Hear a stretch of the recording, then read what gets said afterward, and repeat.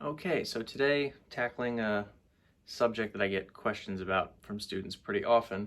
A lot of times people learn all 5 of their pentatonic shapes and kind of still end up avoiding shapes 3 and 4, usually because you have to do the connect the dots up the fretboard to find them.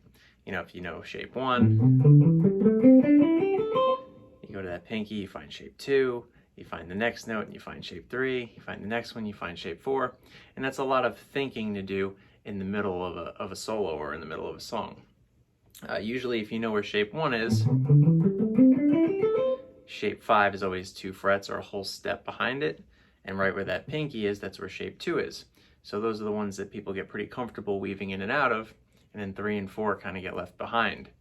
So the trick to not having to climb your way up the fretboard to find those spots is to just think about a different string than usual. Instead of thinking about the E string, think about the A string. And if you're not as familiar with your A string, if you start thinking about it this way, you'll learn your A string a lot quicker. So the idea here is if we're in A pentatonic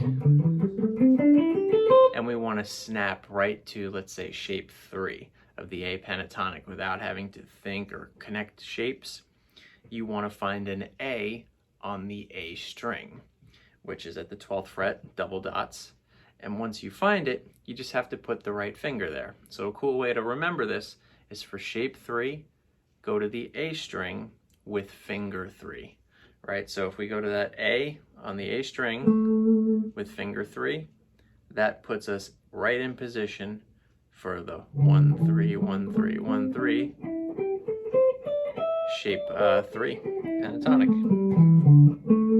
Not to mention that's the root. Even though it's not the first note of the scale, that is the root. So it's a great place to be aware of so that you have a nice landing zone. And this would apply for any pentatonic. If it was G pentatonic, you'd find G on the A string with your 3rd finger, and you're inside of shape 3. For shape 4, you look for the same exact note, but instead of putting finger 3 there, you put finger 1 there. So if we go back to A pentatonic, and we say we want to go to shape 4, we find A on the A string with finger 1. And that puts us right inside of shape 4. And that's pretty much the pivot point. If we put finger 1 there, we're in shape 4. If we put finger 3 there, we're inside shape 3. So the idea is to, play a minor chord and then try to react to it. Play an F minor, map out where your F is on the A string if you don't already know. Put your 3rd finger there for shape 3, or finger 1 there for shape 4.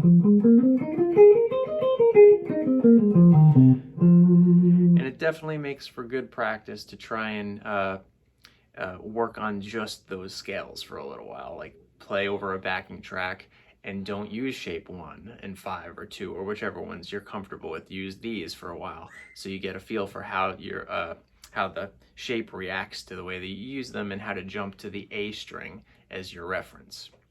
The E string usually comes in pretty quick, and the A string's usually next in line. Those are the 2 strings everyone knows the best, but often people don't think of it this way, and this kind of lets you jump right to the shape that you want to use. So just at first, call out a note or play a chord and try to react to it. Play a A flat minor chord and find A flat on the A string, shape 3, shape 4. So that's a way of quickly jumping to shape 3 and 4